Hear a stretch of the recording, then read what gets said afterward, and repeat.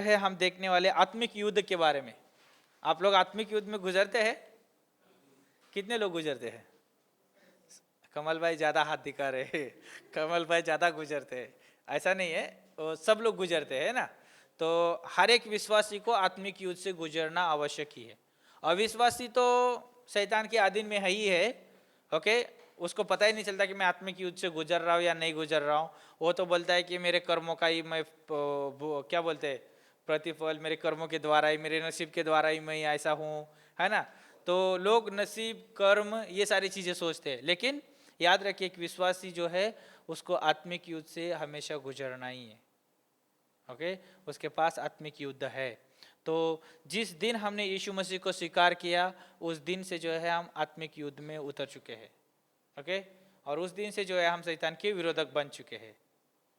पहले शैतान के अधीन में थे, ओके, उसके बंधन में थे, लेकिन जिस दिन हमने यीशु को स्वीकार किया, उसकी संतान बने, उस दिन से हम क्या बने? विरोधक बने। तो इसलिए हमने पॉइंट देखा पिछले क्लास में कि वो एक विश्वासी का विरोध करने वाला है, विरोध करता है, दोष लगाता है, बराबर। वो पॉइंट्स हम देखे। तो आत्मिक युद्ध में जो हम हैं, तो हमें याद रखना जरूरी है कि मेरे ऊपर दोष आना आवश्यक ही है।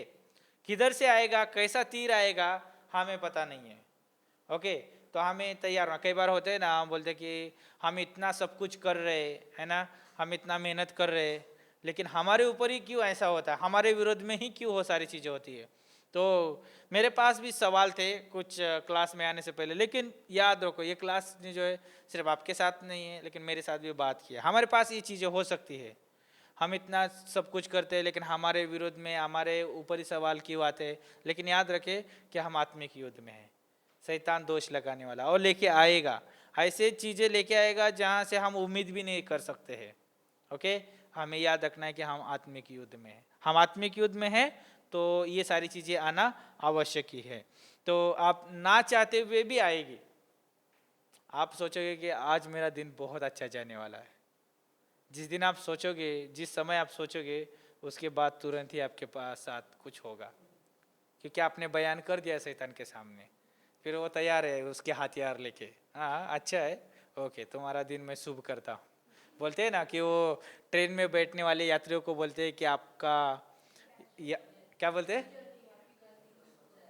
नहीं वो हिंदी में बोलते क्या बोलते हैं, आपकी यात्रा, हाँ बराबर बोला उन्हें, आपकी यात्रा मंगलमय हो, है ना। तो उसी रीति से क्या बोलता है शैतान, ओके आपका दिन मंगलमय हो। आज लोग भी शुभेच्छा देते हैं, लेकिन वही शुभेच्छा शैतान को तो पता ही है, तो बहुत खतरनाक काम करता है। कहने का मतलब ये है कि हम आत्मिक संग्राम में हैं। हमारा सही समय, यदि हमारा मंगलमय समय अगर हमको बिताना है तो वो परमेश्वर की उपस्थिति में होता है। जब हम प्रार्थना करते हैं, वचन पढ़ते, कलीसिया में आराधना करते हैं, है ना, प्रभु के साथ सोचते, वही एक समय हमारा जो अच्छा समय है। ओके, उसके बाद में जो है हमको आत्मिक संग्राम से गुजरना है। ओके, आत्मिक युद्ध से गुजरना है और आप उसका विरोध नहीं कर सकते। इसीलिए इफिसियों का 6 में जो है परमेश्वर ने ऑलरेडी हथियार दे चुके हैं, वो हमारे लिए क्या है, फायदेमंद है। तो यहाँ पे कुछ पॉइंट देखेंगे। तो इफिसियों का 6 अध्याय निकाल के रखिए कोई भी। आत्मिक जीवन में आत्मिक युद्ध सम्मिलित है। क्या बोलता है? सम्मिलित का मतलब क्या होता है? लागू, है ना, उसके साथ ऑलरेडी है। आत्मिक जीवन जी रहे हैं आप, तो आपके साथ आत्मिक युद्ध होगा। जितना हम प्रभु के करीब जाएंगे उतना रोकने की भी कोशिश करेगा। कौन करेगा? शैतान, पुराना पापी स्वभाव, संसार, ये हमारे विरोधक है। ओके, और जितना हम प्रभु के करीब जीवन जिएंगे, जितना हम आत्मिक जीवन जिएंगे, जितना हम प्रार्थना का जीवन जिएंगे, जितना हम संगति का जीवन जिएंगे, वह हमें रोकने की कोशिश करेंगे।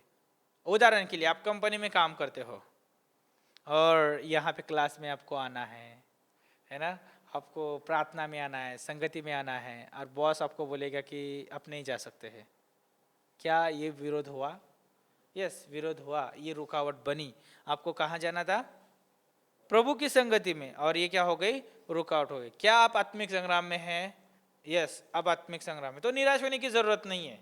आपको ये विरोध आएंगे, ओके, आपकी जो है ये सारी चीजें होगी, लेकिन आपको उस समय क्या करना है? अपने आप को प्रोत्साहन देना है, अपने आप को क्या करना है? बढ़ाना है वहां पर। और आगे बोलता है परमेश्वर की सेनाएं शैतान की दुष्ट सेनाओं के विरोध में है। क्या बोलता है? परमेश्वर की सेनाएं कौन है?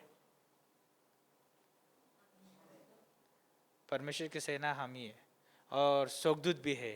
ओके, जो गिरे हुए नहीं, वो जो ये है। ओके, तो हम परमेश्वर के संतान हैं। हम किसके लोग हैं? परमेश्वर के लोग हैं। और शैतान के बारे में अगर देखेंगे तो क्या है? उसके साथ दुष्ट आत्माएं हैं। ओके, तो परमेश्वर के लोग और दुष्ट आत्माएं उनके विरोध में ऑलरेडी, तो हमें याद रखना जरूरी है। ओके, इफिसियों का 6 अध्याय निकालिए। है किसी के पास बाइबल? पढ़ते? यस, 6:10 से पढ़िए।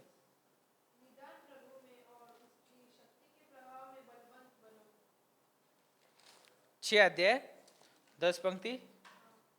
ओके, आगे पढ़िए।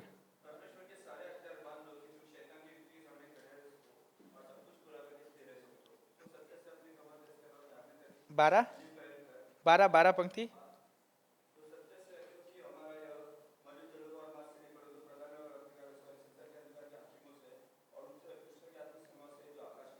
हाँ, तो यहाँ पर जो है साफ रीति से कहा गया है। तो हमारा युद्ध किसके साथ है? किसके साथ है? जो दुष्ट आत्माएं जो हवा में क्या करते हैं? विराजमान है। हमारा युद्ध क्या बोलते हैं? लहू और मांस से नहीं है। तो अविश्वासी क्या सोचता है पता है? हमारा युद्ध लहू और मांस से ही है।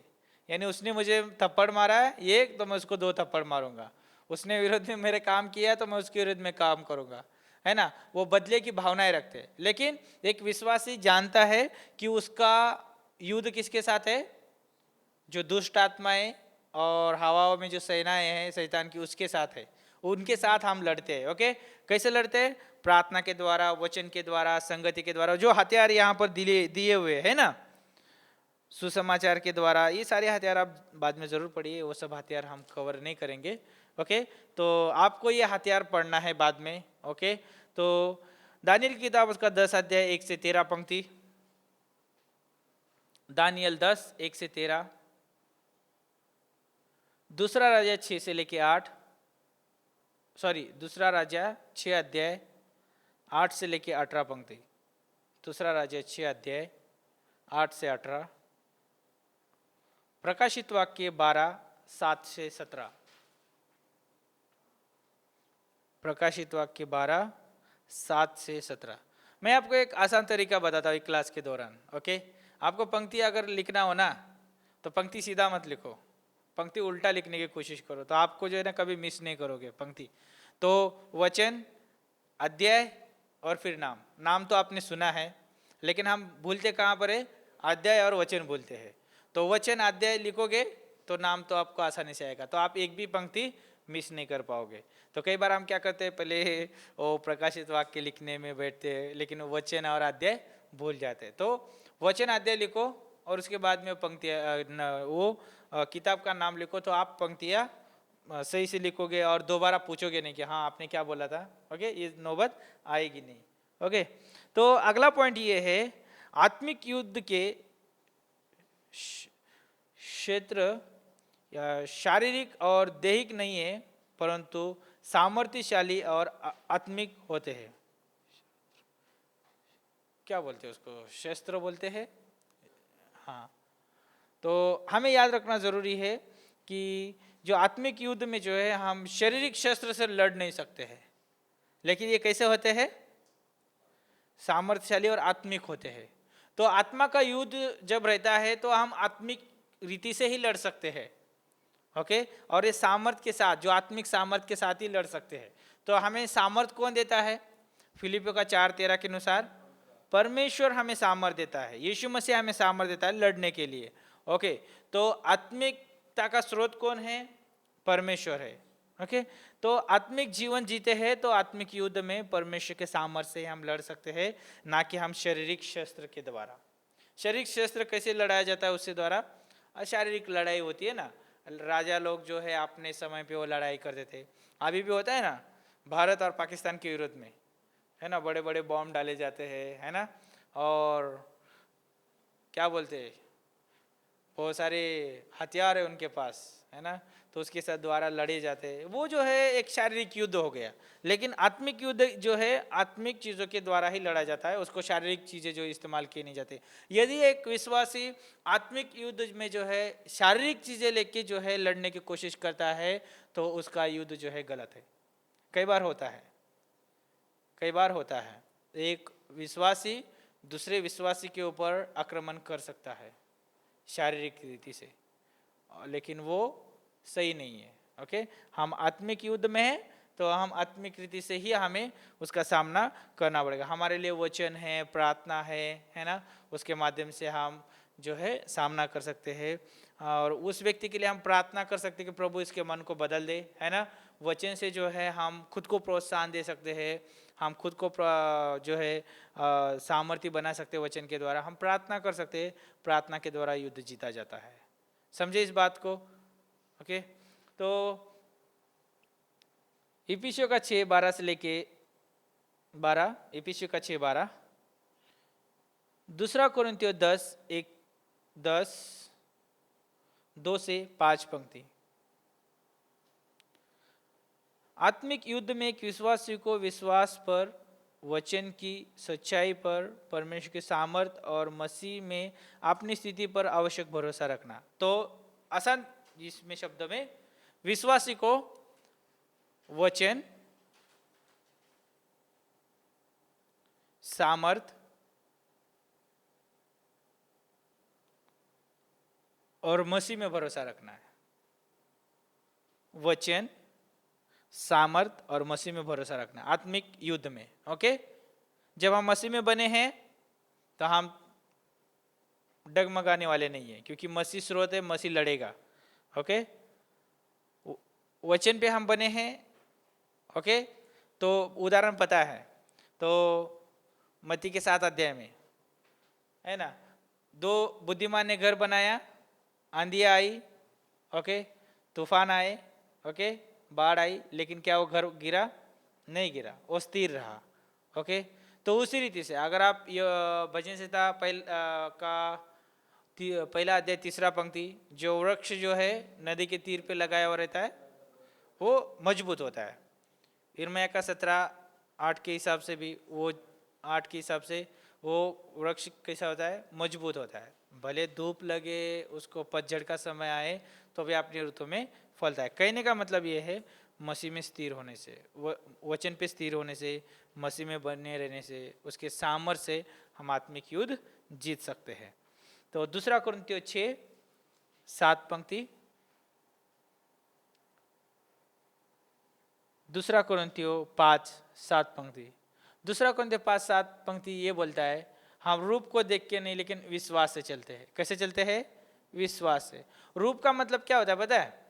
आजू बाजू में हमारे जीवन में क्या परिस्थितियां चल रही उसको देख के नहीं चलते, हम विश्वास से चलते हैं। विश्वास से चलते हैं तो विश्वास से विजय भी पाते हैं। पहला यूहन्ना 4:1 से लेके 6।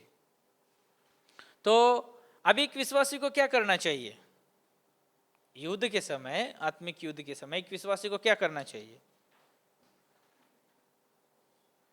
अभी उसकी निर्बलता में, एक विश्वासी की निर्बलता में क्या होना चाहिए? परमेश्वर के सामर्थ्य की बाट जोना है, या उसके द्वारा सामर्थ्यशाली बनना है।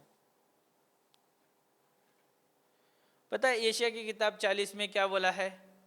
जो यहोवा की बाट जोता है वो नया बल प्राप्त करता है। हम आत्मिक युद्ध में हैं और हम निर्बल हो सकते हैं, हमारे पास बल नहीं हो सकता है, लेकिन जब हम परमेश्वर के साथ बैठ के प्रार्थना में समय बिताते हैं, उसके साथ संगति करते हैं, हम नया बल प्राप्त करते हैं और उसके द्वारा हम आत्मिक युद्ध में आगे बढ़ सकते हैं। पता है आपको, जब मूसा प्रार्थना करता था और यहोशू नीचे जो है तराइयों में जो है युद्ध लड़ता था, और वहाँ पे जो है हारून था, ऊर था, जो है उसके साथ उसका सहारा बनते थे प्रार्थना में। पता है जब जब मूसा हाथ ऊपर करके प्रार्थना करता, वहाँ पर युद्ध जीता जाता था। ओके, और जब जब उसके हाथ नीचे होते थे वहाँ पर युद्ध हारा जाता था। तो कहने का मतलब ये है कि जब हम परमेश्वर की बाट जोते हैं, उसके साथ समय बिताते हैं, प्रार्थना में समय बिताते हैं, तो विजय किसके पास है? हमारे पास है। तो हमारे पास हार नहीं है। तो आत्मिक युद्ध में जो है हमें पसीना बहाने की जरूरत नहीं है। आत्मिक युद्ध में परमेश्वर के साथ समय बिताने की जरूरत है। आत्मिक युद्ध में परमेश्वर के द्वारा बल प्राप्त करना, शक्ति प्राप्त करने की आवश्यकता है। ओके, दूसरा कोरिन्थियों 12:7 से लेके 12। दूसरा कोरिन्थियों 12:7 से लेके 12। तो हमें कुछ चीजें याद रखना है। हमें सावधान रहना है शैतान की चाल से। क्या रहना है? हमें सावधान रहना है शैतान की चाल से, क्योंकि शैतान जो है बहुत क्या है? शातिर है। पहला पत्रस 5:8-9।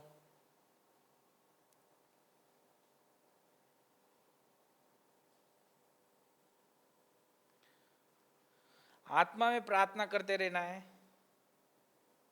इफिसियों 6:18 से लेके 20। पवित्र आत्मा के सामर्थ पर भरोसा रखना है।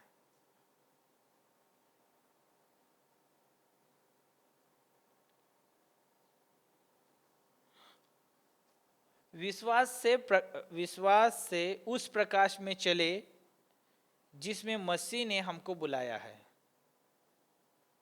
विश्वास से उस प्रकाश में चले जिसमें मसीह ने हमको बुलाया है।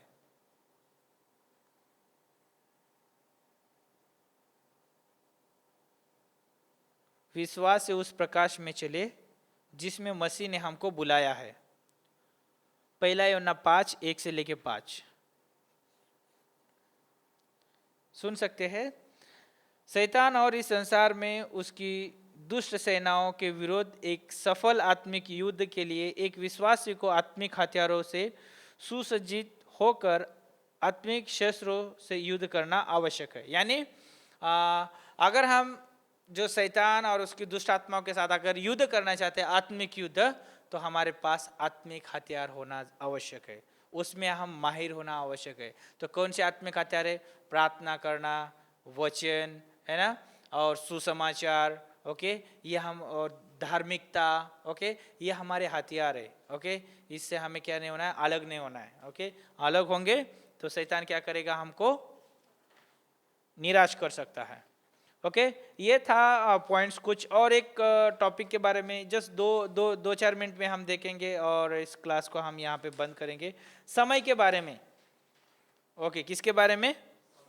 समय के बारे में। एक विश्वासी को जो है समय का जो है बहुत महत्व रखना जरूरी है। अगर हम समय को सदुपयोग नहीं करेंगे तो हो सकता है हमारे लिए चुनौती हो सकती है। तो पॉइंट उसमें, प्रत्येक विश्वासी को पास प्रतिदिन उतना ही समय उपलब्ध है जिसे परमेश्वर चाहता है कि बुद्धिमानी से प्रयोग किया जाए। यानी हर एक विश्वासी के पास उतना ही समय है जितना परमेश्वर ने दिया है, और परमेश्वर चाहता है कि बुद्धिमानी से इस्तेमाल करें, बहुत सावधानी पूर्वक। अंत में जो है ये टॉपिक जो है हमारे लिए बहुत चुनौती वाला है। ओके, हमने शैतान के बारे में सुना, आत्मिक युद्ध के बारे में सुना। अब जो है समय, हम समय का कैसे सदुपयोग करते हैं, ये जो है बहुत महत्वपूर्ण है। भजन संहिता 90:10 से लेके 12।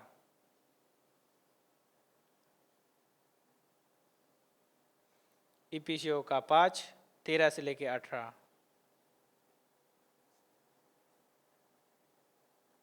हमें जो है परमेश्वर ने 24 आवर्स दिए हैं, बराबर। कई बार ऐसा होता है कि हम देखो, कई बार नहीं, हम हमेशा करते हैं। हम परमेश्वर को हमारे कमाई से दान देते हैं, है ना, हमारे दशवांश देते हैं, फेथ मिशन देते हैं, बहुत अच्छी बात है। ओके, लेकिन परमेश्वर हमारे पैसों में, हमारे इन सारी चीज़ों में कोई दिलचस्पी नहीं रखता है। ओके, दिलचस्पी इसमें रखता है, वो है हम में। किस में रखता है? हम में। और वो परमेश्वर चाहता है कि वो हमारे साथ समय बिताना चाहता है। पता है, सवाल हमने जस्ट अभी एक पहला क्लास खत्म होने के बाद एक सवाल उठा था कि परमेश्वर ने जब मनुष्य को बनाया है तो इसी उद्देश्य बनाया कि वो संगति कर सके। किसके साथ? मनुष्य के साथ समय बिताना चाहता है परमेश्वर। मनुष्य के साथ वो आनंद लेना चाहता है, वो बातचीत करना चाहता है, वार्तालाप करना चाहता है। इसलिए जो है हम जो समय दिया है परमेश्वर ने, कैसे हम बुद्धिमानी से इस्तेमाल करते हैं, क्या हम परमेश्वर को समय देते हैं पहले, कितना हम परिवार को समय देते हैं, कितना हम जो है अपने कामकाज को समय देते हैं, कितना हम अपने व्यक्तिगत जीवन में बढ़ने के लिए समय देते हैं, कितना हम कलीसिया के लिए समय देते हैं, है ना, कितना हम जो है दूसरों के लिए समय देते हैं। ये बहुत महत्वपूर्ण है। आजकल पता है सबसे बड़ी बीमारी अगर समय की कमी की बीमारी उस व्यक्ति के पास है जिसके पास मोबाइल है। समझे? उस व्यक्ति के पास सबसे ज्यादा समय है, कम समय है, जिसके पास मोबाइल है। अगर कोई बोलता है ना व्यक्ति मुझे समय ही नहीं मिलता है, उसके पास सबसे बड़ा दुश्मन है वो मोबाइल है। वो 2-3 घंटे जो है मोबाइल में रील चलाते चलाते रहेगा, फेसबुक देखते रहेगा, रील चलाते रहेगा, और बाकी लोगों को बोला मेरे पास समय नहीं है। लेकिन परमेश्वर जानता है कि उसके पास कितना समय है ना। अगर सोचिए कि हर एक पास्टर उतना प्रभु के साथ समय बिताता है, उतना मेहनत करता है क्लास के लिए, प्रचार के लिए, वो सारी चीज़ों के, उतना समय एक विश्वासी के पास भी है या नहीं है? तो क्या वो अध्ययन कर सकता है? क्या वो प्रार्थना कर सकता है? क्या वो प्रभु में बढ़ सकता है? यस, बढ़ सकता है। ओके, तो हमें जो है बहुत महत्वपूर्ण है हम समय का कैसे बुद्धिमानी से उपयोग करते हैं। ओके, और याद रखिए परमेश्वर को लेखा देना है। किसका लेखा मांगेगा परमेश्वर ने? मैंने आपको समय दिया था, उस समय का आपने कैसे सदुपयोग किया। समय का लेखा परमेश्वर को देना होगा। तो इसलिए हमें प्रतिदिन सोचना है कि कैसे हम समय बिताते। पता है यहाँ पे जो है मैं भी, मेरे लिए भी चुनौती है कि मैं कैसे समय बिताता हूँ। कई बार मैं कभी कभी मैं भी सोच में पड़ता हूँ। शाम को जब मैं घर पे जब विश्राम करने जाता हूँ, सोचता हूँ कि मैंने पूरे दिन मैंने कैसे समय बिताया। और कभी कभी ऐसा समय होता है कि जहाँ पे बैठना नहीं चाहिए था, जहाँ पे ज़्यादा किसी के साथ समय नहीं बिताता था, वो चीज़ें याद आती है, यार मैंने यहाँ पर ज़्यादा समय बिताया, समय मेरा बर्बाद किया, यहाँ पे करना नहीं चाहिए था, मैं यहाँ का थोड़ा समय निकाल के यहाँ पे दे सकता था और ये मेरा काम हो सकता था, यहाँ पे मैं बढ़ सकता था। तो कई बार हो सकता है कि हम जो ग्रुप में बैठे हैं, हम वहाँ पे जो है सांसारिक बातें कर रहे हैं या कुछ ऐसे ही मजाक उड़ा रहे एक दूसरे का, तो हो सकता है वो हम समय बर्बाद कर रहे हैं, बराबर। और हो सकता है कि हम मोबाइल के साथ समय बिता रहे हैं और वहाँ पे हम समय बर्बाद कर रहे हैं। हो सकता है कि हम जहाँ पे नहीं बैठना था वहाँ पे बैठ के हम समय बर्बाद कर सकते हैं। इसलिए हमारे जीवन में समय का एक समय सारणी होना बहुत ज़रूरी है। यानी टाइम टेबल बोलते हैं ना, कि हम सुबह से लेके उठने के बाद हम करते क्या है क्या नहीं। भले हम जो देखो, आप टीचर हो या कोई जॉब करते हो, चाहे पास्टर हो, टीचर हो, कोई भी क्यों ना हो, चाहे विश्वासी हो, हर एक व्यक्ति को अपने जीवन का समय का लेखा रखना जरूरी है कि वो सुबह से लेके शाम तक क्या करेगा, और उसके अनुसार करता है ना, वो व्यक्ति देखो निराश नहीं रहेगा, वो व्यक्ति बहुत सारी चीज़ों करने में योग्य बनेगा, बहुत सारी चीज़ें करेगा, है ना। और मैंने अनुभव किया जब हम गुजरात में थे, वहाँ पे मैंने सीखा, वहाँ पे जाके मैंने ये टाइम टेबल सीखा कि किस रीति से कार्य करना है। हमारे पास बहुत सारी जिम्मेदारियाँ थी, लेकिन हमको लगता था कि हमने बहुत कम काम किया है। हमारे पास बहुत सारा था, वहाँ पे बहुत सारे कलीसिया है, उनको विजिट करना है, बाइबल कॉलेज से पढ़ाना है, बहुत सारे बाइबल स्टडीज है, 2-2 बाइबल स्टडी चलाना है, चर्च चलाना है, बहुत सारी चीज़ें थी वहाँ पर। लेकिन पास्टर मनोज ने एक ही बात बोली थी, यदि आप समय सारणी नहीं बनाओगे तो आप हो सकता है आप इतना काम कर रहे हो लेकिन आपको बहुत बड़ा काम करता हुआ दिखाई देगा। लेकिन आप समय सारणी बनाओगे, है ना, तो यदि आपको बहुत सारे काम करते होंगे लेकिन फिर भी आपको थोड़ा काम किया हुआ लगेगा। क्यों पता है? क्योंकि आपने समय पे सही काम को डाला हुआ है।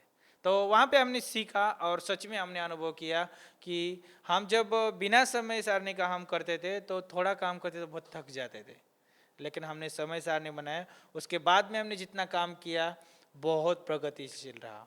कलीसिया बड़ी, बाइबल कॉलेज बड़ा, मिशन फील्ड बड़ा, बहुत सारी चीज़ें बड़ी वहाँ पर।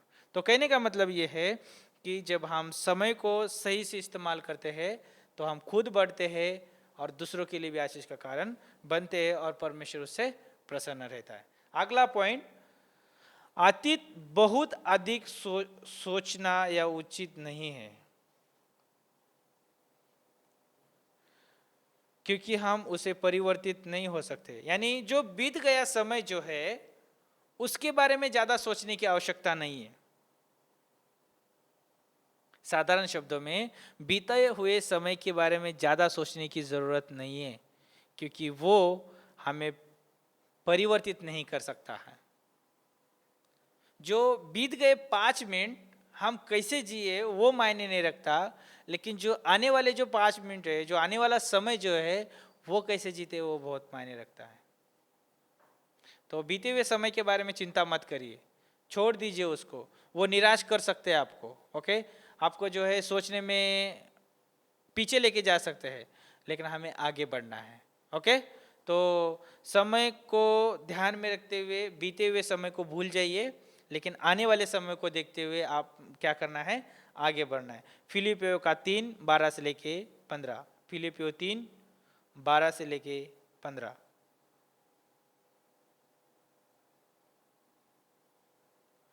परमेश्वर की इच्छा है कि विश्वासी वर्तमान में बुद्धिमानी से जीवन बिताए। क्या बोलता है? परमेश्वर की इच्छा है वर्तमान में, परमेश्वर की इच्छा है कि विश्वासी वर्तमान में क्या बोलते हैं, बुद्धिमानी से या बुद्धिमता से क्या करे, जीवन बिताए। तो बुद्धिमान पुरुष क्या करता है?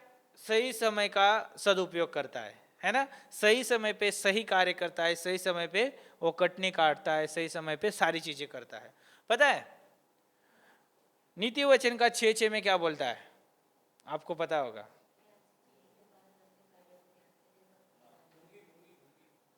हिंदी में बात करो, है ना? तो कोई भी पढ़ सकता है, निकाल के पढ़िए हिंदी में।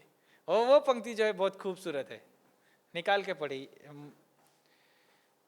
है ना? 6:6 है। क्या बोलता है? हे आलसी, चींटियों के पास जा, उनके काम पर ध्यान दे और बुद्धिमान बन जाए। तो सोचो, एक छोटी सी चींटी है, बड़े जाड़े व्यक्ति को भी परेशान करके रख सकती है, हाथी को भी परेशान करके रख सकती है। क्यों? क्योंकि वो कार्य उस रीति से करती है। तो सोचो, कहने का मतलब ये है, ये बुद्धिमान पुरुष बोल रहा है। कौन बोल रहा है? सुलेमान बोल रहा है कि ये आलसी, तो किसके पास जा? चींटी के पास जा। क्यों पता है? चींटी हर समय मेहनत करती रहती है, और जब उसका रेस्ट का समय होता है वो रेस्ट करती है और अपना खाती रहती है। बारिश के समय पे वो बाहर दिखती नहीं किधर भी, बारिश के समय में अंदर चले जाते हैं। यानी धूप के समय पे, वो सारे समय पे वो सारा अनाज जो है, जो भी मिलता है वो स्टोर करते हैं और अंदर वो खाते रहते हैं। तो आलसी जो होता है ना, बीज बोते समय भी सोता है और कटनी के समय उसको कुछ नहीं मिलता है। तो कहने का मतलब ये है कि हमें क्या करना है? समय का सदुपयोग करना है, बुद्धिमता से उपयोग करना है, ताकि हम सही समय पे सही कटनी कर सके। और किसकी इच्छा है? परमेश्वर की इच्छा, मनुष्य की इच्छा नहीं है। ओके, इफिसियों का 5:13 से लेके 18, इफिसियों 5:13 से 18, तीतुस 2:11 से लेके 14। अब एक विश्वासी को क्या करना चाहिए? कैसे समय का सदुपयोग करना चाहिए? प्रतिदिन के कार्यक्रम में सर्वप्रथम परमेश्वर को दीजिए। प्रतिदिन का जो हमारा कार्यक्रम होता है उसमें हमें किसको देना है? सर्वप्रथम परमेश्वर को देना है। प्रतिदिन के कार्य में सर्वप्रथम परमेश्वर को देना है। मत्ती 6:25 से लेकर 34, इफिसियों 5:8 से 11। मत्ती 6:25 से 34, इफिसियों 5:8 से लेकर 11।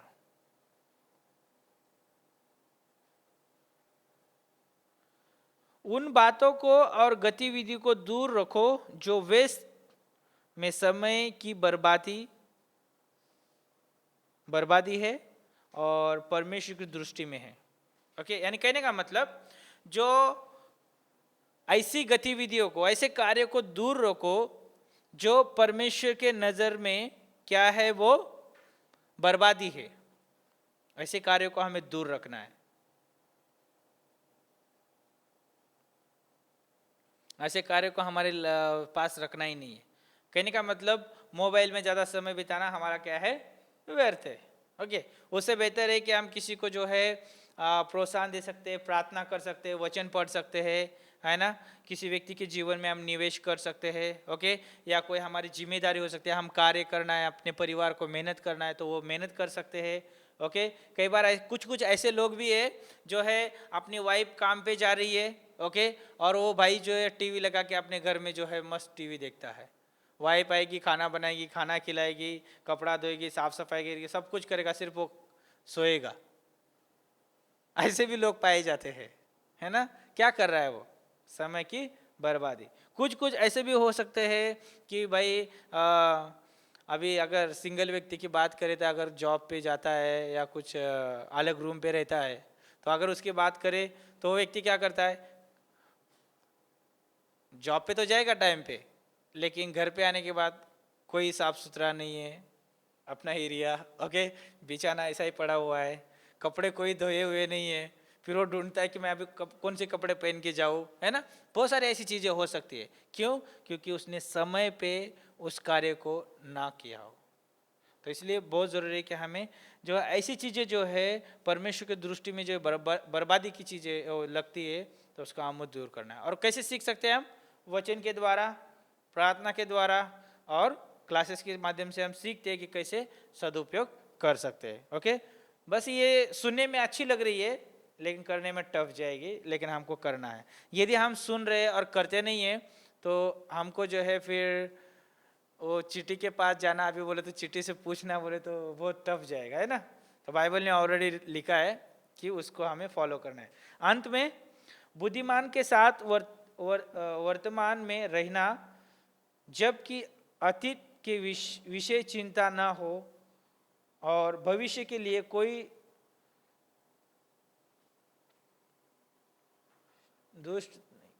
दुष्टता ना करना हो, यह प्रभु को प्रसन्न है। यानी कहने का मतलब ये है छोटी बातों में कि बुद्धिमत्ता के साथ कार्य करना बहुत अच्छा है, ओके, और चिंता नहीं करना है, जो पिछले समय बीत गया उसके बारे में चिंता नहीं करना है, ओके, और भविष्य में जो है हमें प्रभु के लिए प्रसन्ननीय जीवन जीना है। ओके, हम बुद्धिमत्ता के साथ हम समय भी का सदुपयोग करेंगे, हम जो है पुरानी बातों को भूल जाएंगे, उसके बारे में चिंता नहीं करते, लेकिन आने वाली चीज़ों में जो है हम मसीह के लिए जिएंगे तो उसको प्रसन्न करेगी और हमारे लिए जो है लाभदायक और फायदेमंद होगी। तो आप सभी का धन्यवाद इस क्लास में बने रहने के लिए, जुड़े रहने के लिए। प्रभु आपको इस क्लास के माध्यम से और सिखाए, बढ़ाए, चाहे जो ऑनलाइन क्लास कर रहे हो या आप लाइव क्लास कर रहे हो, आप सभी का धन्यवाद। आप बने रहिए, ओके, इस क्लास को आप छोड़ो मत, आप इसको दोबारा पढ़िए, आपके पास नोट्स होंगे। और यदि आपको अभी तक नोट्स नहीं मिले हैं तो आप ज़रूर आप कांटेक्ट कर सकते हैं, मिल सकते हैं, और हम आपको नोट्स देंगे, आपको पीडीएफ दूसरा देंगे जितने भी हमने टॉपिक कवर किए हैं, और उसके माध्यम से आप स्टडी कर सकते हैं। और आपको जो है एग्ज़ाम दिया जाएगा और आपको जो है इस हफ्ते के अंदर एग्ज़ाम मिलेगा, और नहीं मिला तो आप फ़ोन करके परेशान मत करिए, आपको ग्रुप में जब मिला उस समय से लेके अगले हफ्ते में आपको स्टडी करके एग्ज़ाम देना है। ओके, उससे पहले हम जितना हो सके उतना नोट्स बनाने की कोशिश करेंगे, पीडीएफ, और आपको देंगे। ओके, तो धन्यवाद। और एक ये जो है एग्ज़ाम जो होगा घर से आपको लिखित देना है, ओके, परेशान नहीं होना है, लेकिन आपको स्टडी ज़रूर करना है। ओके, यस, धन्यवाद।